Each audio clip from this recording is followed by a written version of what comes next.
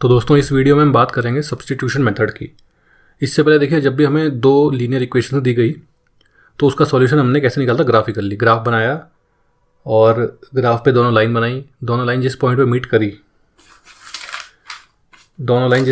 करी उस पॉइंट को हमने क्या कह दिया, सॉल्यूशन। वो कैसे करते थे हम, देखिए आपने क्या किया, ग्राफ बनाया, एक लाइन ये बनाई, एक लाइन ये बनाई, ये दोनों इस पॉइंट पे मीट करी, इसको क्या बोला हमने, सॉल्यूशन। ग्राफ बनाया, अगर दोनों लाइन पैरेलल आ गई, कहीं मीट नहीं कर रही, तो हमने कह दिया कि ये लाइन पैरेलल से हैं और नो सॉल्यूशन। और एक तीसरी कंडीशन ये थी, लाइनें एक के ऊपर एक आ गई, ठीक है, तो ये क्या थी, इन लाइनों को बोलते थे कोइंसिडेंट। तो ये कौन सा मेथड था, ये था ग्राफिकल। लेकिन हम ग्राफिकल मेथड से काम नहीं चला सकते हमेशा, क्योंकि बहुत ये तो ग्राफ बनाना पड़ता है और ग्राफ भी बहुत बड़े बड़े बन सकते हैं। तो इसके बाद इसलिए हम बात करेंगे, अब बहुत सारे तरीके हैं, करीब करीब 4-5 तरीके हैं अलग अलग। तो सबसे पहला जो तरीका है वो सब्स्टिट्यूशन मेथड है, अलजेब्रिक तरीकों में से आता है। तो कैसे होता है चलिए देखते हैं, एक छोटा सा एग्जांपल लेके देखते हैं। दो लीनियर इक्वेशंस देखिए आप, x + y = 5 and x - y = 1, ठीक है। अब देखिए इनका सॉल्यूशन अगर हमें ग्राफिकली निकालना होता, कैसे करते, एक ग्राफ बनाना पड़ता, इसकी दो वैल्यूज़ लगा के एक लाइन इसकी बनानी पड़ती, एक इसकी बनानी पड़ती, जिस पॉइंट पे वो इंटरसेक्ट करती वो सॉल्यूशन होता। उससे बड़ी एक तरीका क्या है कि सब्स्टिट्यूशन मेथड। देखिए सब्स्टिट्यूशन मेथड में हम क्या करते हैं, आप एक पहले छोटी सी बात समझ लीजिए, और कि अगर हमारे पास एक लीनियर इक्वेशन है इन वन वेरिएबल, जैसे कि मान लीजिए आपके पास एक लीनियर इक्वेशन है इस तरह, x + 7 = 0, तो क्या इसमें आप x की वैल्यू निकाल सकते हैं, बहुत आसानी से निकाल सकते हैं, x = -7, क्योंकि सिर्फ एक ही वेरिएबल है और एक ही कांस्टेंट है, तो वेरिएबल उस कांस्टेंट के बराबर हो जाएगा। लेकिन अगर आपके पास ऐसा है x + y + 7 = 0, तो इस केस में x की वैल्यू क्या आएगी, -7 - y, मतलब इसकी वैल्यू दूसरे वेरिएबल में आएगी, तो कोई आपको कांस्टेंट नहीं मिलेगा, कोई मतलब एक्चुअल वैल्यू नहीं मिल पाएगी, क्योंकि ये क्या है, दो वेरिएबल्स हैं। तो सब्स्टिट्यूशन मेथड में हम क्या करते हैं कि जैसे हमें दो इक्वेशंस दे रखी हैं, a1x + b1y + c1 = 0, a2x + b2y + c2 = 0। तो इसमें हम क्या करते हैं कि किसी भी एक इक्वेशन में से दो वेरिएबल है ना, तो एक वेरिएबल हटाने की कोशिश करते हैं कि जिससे कि कुछ इस तरह की फॉर्म में आ जाए कि एक वेरिएबल रहे बस पूरी इक्वेशन में, और उसकी वैल्यू किसी कांस्टेंट के उसमें आ जाए।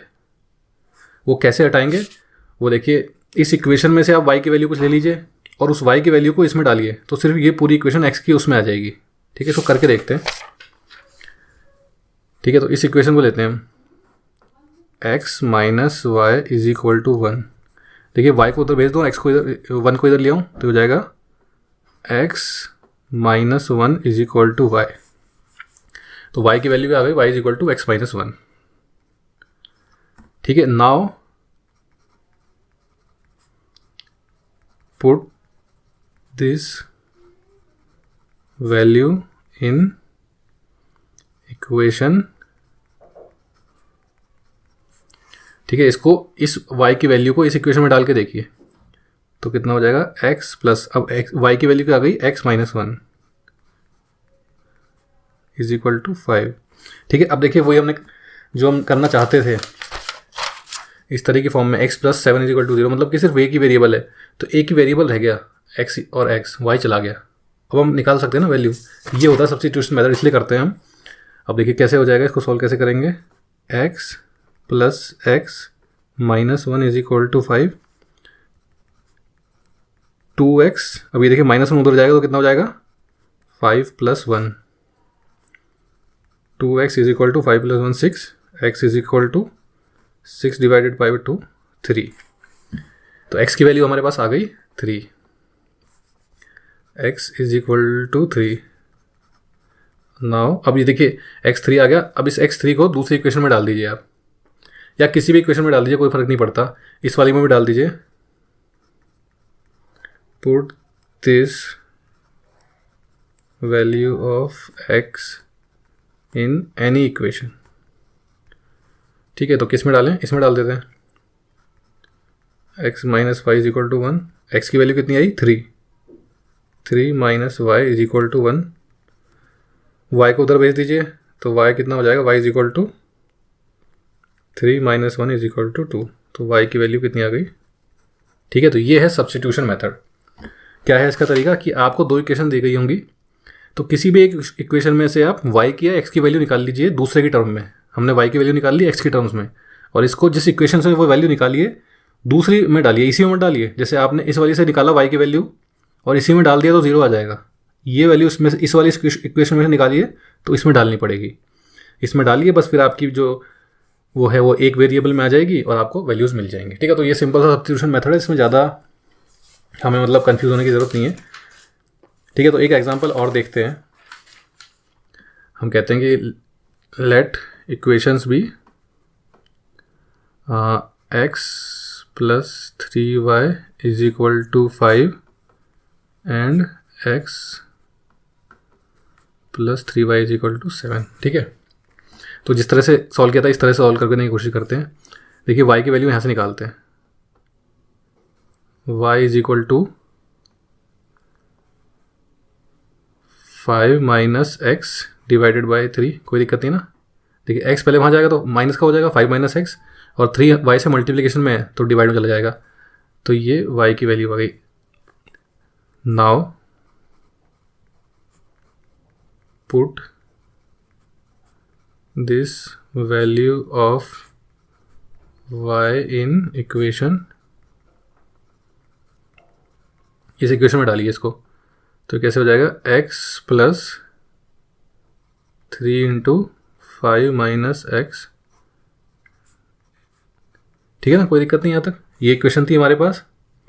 देखिए ये वैल्यू हमने इस इक्वेशन से निकाली थी, तो इसमें तो डाल नहीं सकते इस वैल्यू को, तो इस वैल्यू को हमने इसमें डाला y की जगह, ठीक है। y is equal to 3, y + is equal to 7 था, y की जगह डाल दिया, 3 से 3 कट जाएगा, तो क्या रह जाएगा, x + 5 - x is equal to 7। देखिए x से x कट जाएगा क्योंकि ये प्लस का x है, माइनस का x है, तो हमारे पास क्या आ गया, 5 इज इक्वल टू 7। तो ये क्या हो गया, ये तो गड़बड़ हो गई ना, तो x की वैल्यू मिली और ये अजीब सी कंडीशन और मिल गई कि 5 इज इक्वल टू 7।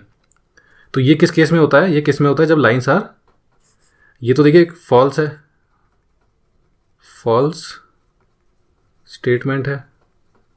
ये कब होता है, ये जब वो होता है जब लाइन्स आर पैरेलल, ठीक है। इन लाइन्स को आप गौर से देखिए, x + 3y is equal to 5, इनके a1/a2 निकाल के देखिए आप। देखिए a1 क्या है यहाँ पे 1, और यहाँ पे क्या है 1, तो 1/1 इज इक्वल टू यहाँ पे 3, और यहाँ पे भी 3, और c1/c2 5/7 नॉट इक्वल टू, और ये दोनों कैंसिल हो गए, 1/1 आ जाएगा, तो a1/2 क्या हो गया 1, b1/b2 क्या हो गया 1, और c1/c2 क्या है 5/7। ये किसकी कंडीशन होती है, पैरेलल लाइंस की, ठीक है ना, आपको याद होगा।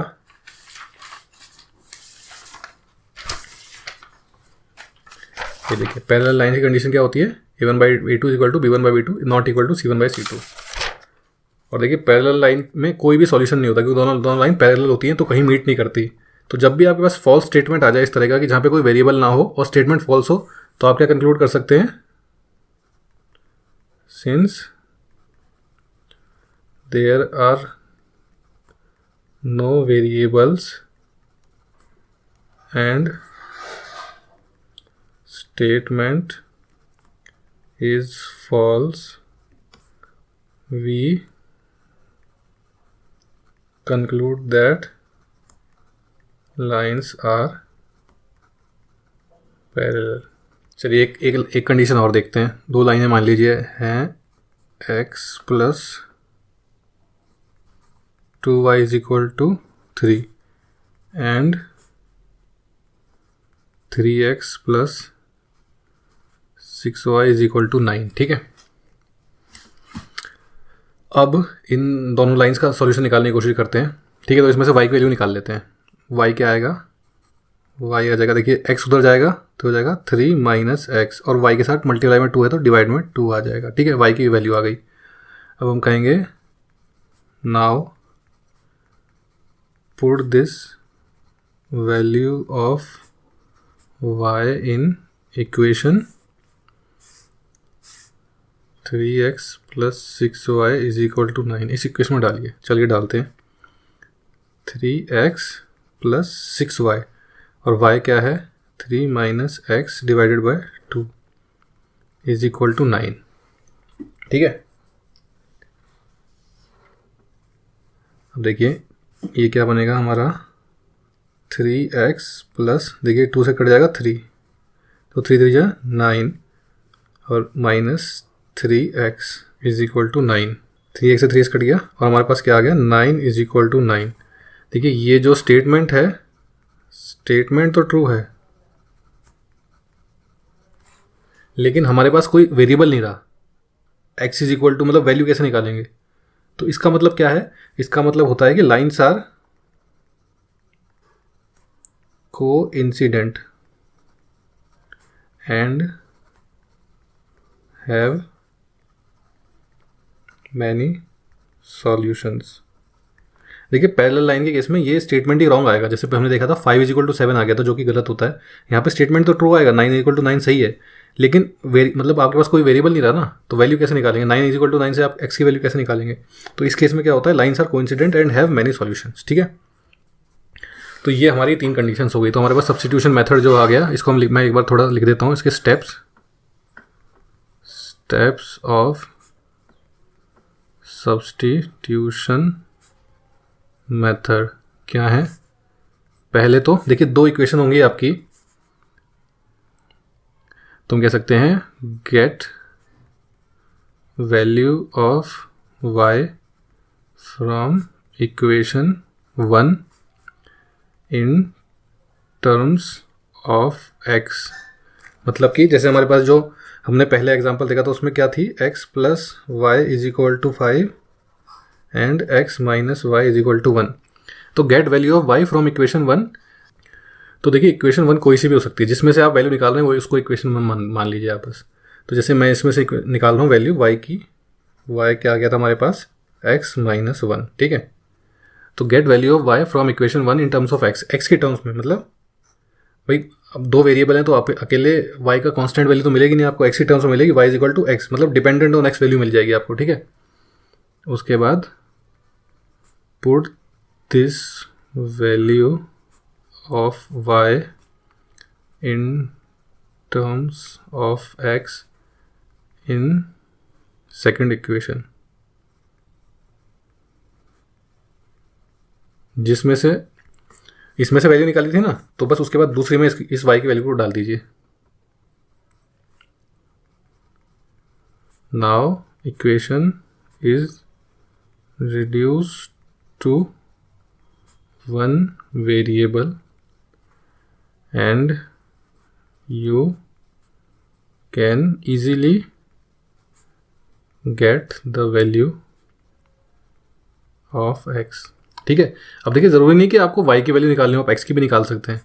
यहाँ पे हमने y की निकाली थी, तो आप ऐसा भी कर सकते हैं x is equal to 1 plus y, और इसको रख सकते हैं यहाँ पे x की जगह, तो 1 plus y is equal to 5। This implies 1 plus 2y is equal to 5,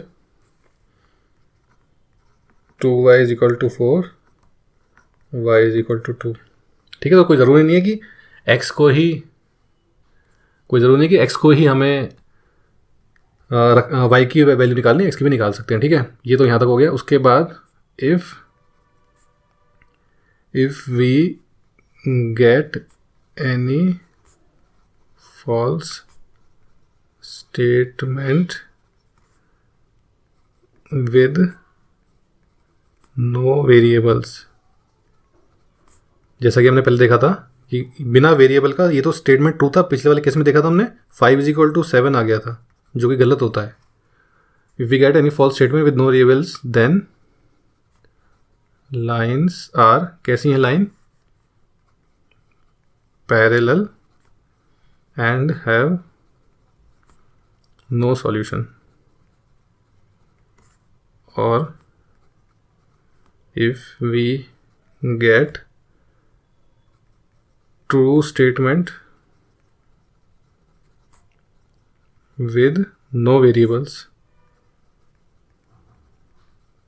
तो लाइंस कैसी हैं, then lines are coincident and have infinitely many solutions. ठीक है, देखिए इस लाइन को भी देख लीजिए, इन दोनों को। इसी कंडीशन क्या होती है कोइंसिडेंट लाइन की, a1/a2 is equal to b1/b2 is equal to c1/c2। इनके निकाल के देख लीजिए, इनका a1/a2 क्या होगा 1/3, देखिए 1 और 3, b1/b2 2/6, c1/c2 3/9, -3/9 कर दीजिए क्योंकि इस तरफ आएंगे तो माइनस हो जाएगा। 1/3, 2/3 को 2/6 को हम 1/3 में रिड्यूस कर सकते हैं और इसको भी 1/3 में। तो ये लाइंस कैसी होंगी, कोइंसिडेंट। ठीक है, तो बस इस तरह से आपको स्टेप्स ऑफ सब्स्टिट्यूशन मेथड, इस तरह से आपको सब्स्टिट्यूशन मेथड करना है। ठीक है, चलिए इसके बाद ये यहाँ तक तो हमने मतलब करके देख लिया है, बाकी एग्जांपल्स करेंगे हम और तो आपको और पिक्चर क्लियर हो जाएगी। बाकी इन दो चीज़ों का और ध्यान रखिए कि अगर आपको जब भी फॉल्स स्टेटमेंट मिले विद नो वेरिएबल तो लाइंस कैसी हैं, पैरेलल, और आपको अगर मिले true statement with no variable तो लाइंस कैसी हैं, कोइंसिडेंट।